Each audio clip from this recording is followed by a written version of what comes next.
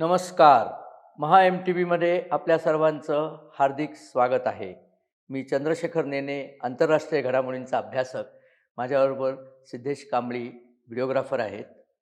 आज सर्वात आधी 1925 साली स्थापन झालेल्या राष्ट्रीय स्वयंसेवक संघाने ह्या वर्षात 100 वर्ष पूर्ण केली. अत्यंत यशस्वी सांगता 100 वर्षा पूर्ततेची झाली आणि एक राष्ट्रभक्त संघटना केवढी फोफावलेली आहे. जगात अशी एकसुद्धा संघटना नाही आहे की ज्यांच्या स्वयंसेवकांनी देशातली सर्वोच्च पदं भूषवलेली आहेत. तेव्हा त्याबद्दल राष्ट्रीय स्वयंसेवक संघ आणि संघाचे सगळे स्वयंसेवक या सगळ्यांचं हार्दिक अभिनंदन. आता 2025 साल संपतंय, त्यामुळे उद्या 2026 सालचा सूर्योदय आहे. त्याकरता आपल्या सर्वांना माझ्या स्वतःकडून, सिद्धेशकडून आणि महा एम टी व्ही परिवाराकडून हार्दिक शुभेच्छा. आपला देश आणि आपण सर्व नागरिक अधिकाधिक उन्नती करूया आणि आणखीन पुढे आपल्याला झेप घ्यायची आहे. आणि ही झेप घ्यायचं आपल्याला जे उत्साह, प्रोत्साहन आहे ते आजच्या एका बातमीने आपल्याला मिळालं असेल. आजच्याच दिवशी भारतीय अर्थव्यवस्थेने जगातली 4थी अर्थव्यवस्था होण्याचा मान पटकावलेला आहे. अमेरिका, चीन, जर्मनी, जपान आणि भारत अशा पहिल्या 4 अर्थव्यवस्था होत्या, 5 अर्थव्यवस्था. तर त्यामध्ये यावर्षी आत्ताच आपण जपानला मागे टाकून पुढे आलेलो आहोत आणि आत्ता आपली जी ठोकळ राष्ट्रीय उत्पन्न असतं, GDP ज्याला म्हणतात, ती $4.18 लाख कोटी एवढं आहे. जपानला आपण मागे टाकलेलं आहे. आता आपल्यापुढे जर्मनी हा देश आहे. जर्मनीचं सध्याचं जे ठोकळ राष्ट्रीय उत्पन्न आहे ते 7.3 आहे आणि आपण ते लवकरच मागे टाकू असं म्हटलं जातं की पुढच्या 2 वर्षामध्ये भारत हा 3ऱ्या क्रमांकाची अर्थव्यवस्था नक्कीच होईल. त्याचं एक महत्त्वाचं कारण असं देखील आहे की कालच व्लादिमीर पुतिन यांनी युरोपला जाणारा नॅचरल गॅसचा सप्लाय बंद केलेला आहे. तुम्ही म्हणाल याचा काय संबंध?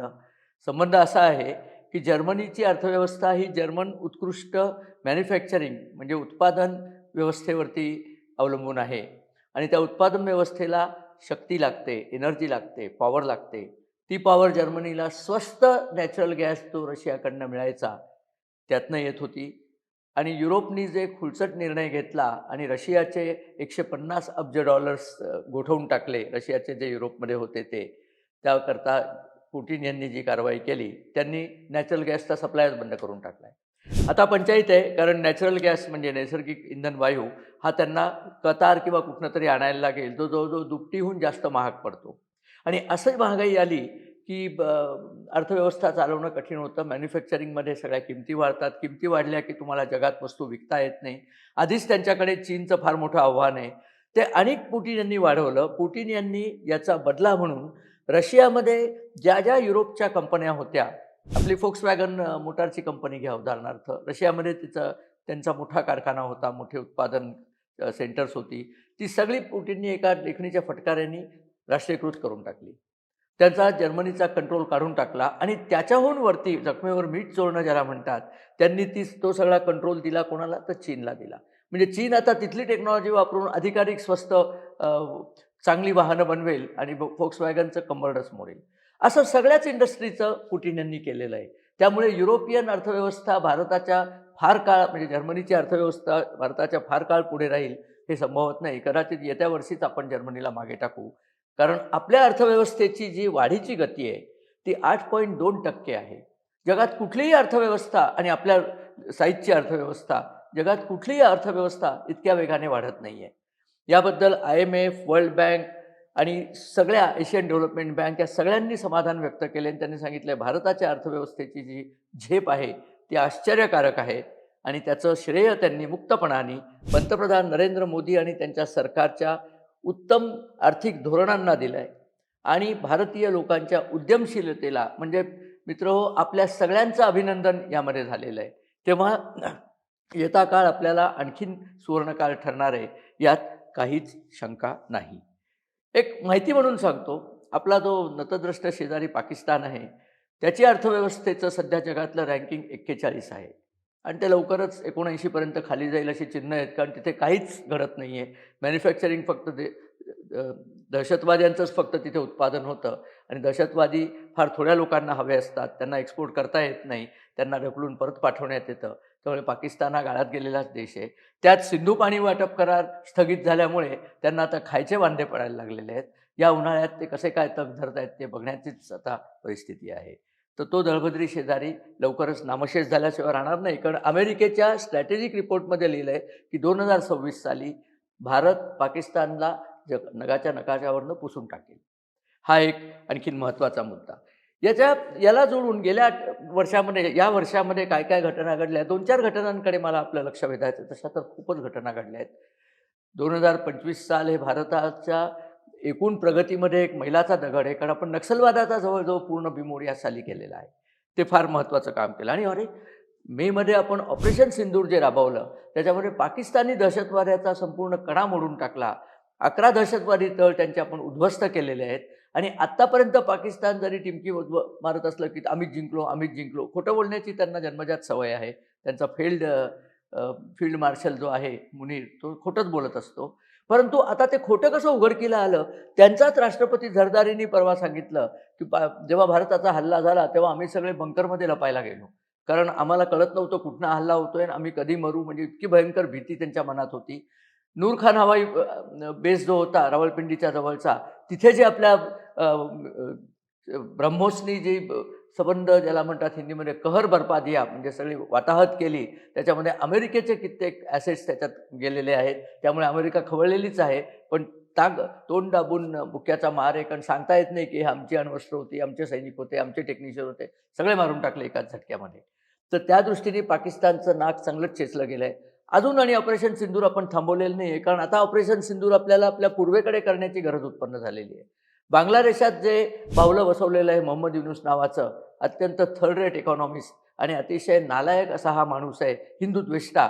आणि तुम्हाला माहिती आहे का, मोहम्मद युनूस असा सांगतो, की त्याच्या आईवरती पाकिस्तानी सैनिकांनी तेव्हा बलात्कार केला होता. म्हणजे आईवर बलात्कार करणाऱ्यांच्या बरोबर जो जाऊन बसतो, अशा प्रकारचा अत्यंत नीच माणूस बांगलादेशने इम्पोर्ट केलेला आहे. अमेरिकेने त्यांच्यावर टाकलेला आहे आणि आता त्याचीही गठडी वळायची वेळ आलेली आहे. कारण बांगलादेशमधले जे सो कॉल्ड विद्यार्थी नेते आहेत, ज्याच्यातला उस्मान हादी परवा मारलाच गेला, दुसराही एक मोहम्मद इंतलाब तोही मारला गेला. त्या दोघांच्या खुनाचा आरोप आता ते मोहम्मद युनूसकडेच दाखवतात, की यांनीच निवडणुका होऊ नये म्हणून ते केलं. तर आता ते बहुतेक युनूसलाच मारायच्या मागे लागतील. तिकडचा मुनीर हा सैन्य अधिकाऱ्यांच्या सभेमध्ये सुद्धा बुलेट प्रूफ जॅकेट घालून बसतो. कोण उचलून बंदूक घेऊन त्याला मारेल याची त्याला प्रचंड भीती पडलेली आहे आणि राहायला तो बंकरमध्येच आहे.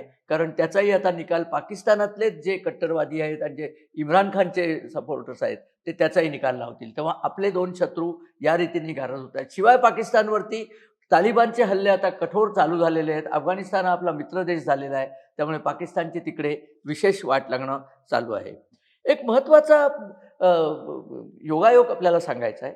25 जून 1975 भारतीय इतिहासातला काळाकुट्ट दिवस. कारण त्या दिवशी इंदिरा गांधी या अत्यंत हुकुमशाही नेत्रींनी इमर्जन्सी लावली. आणीबाणी या देशावर लावली. आणीबाणी 2 वर्ष चालली. आमचे सगळे नेते जे आहेत ते सगळ्यांना तुरुंगात टाकलं होतं. विनाकारण तुरुंगात टाकलेलं होतं. तो 25 जून 1975.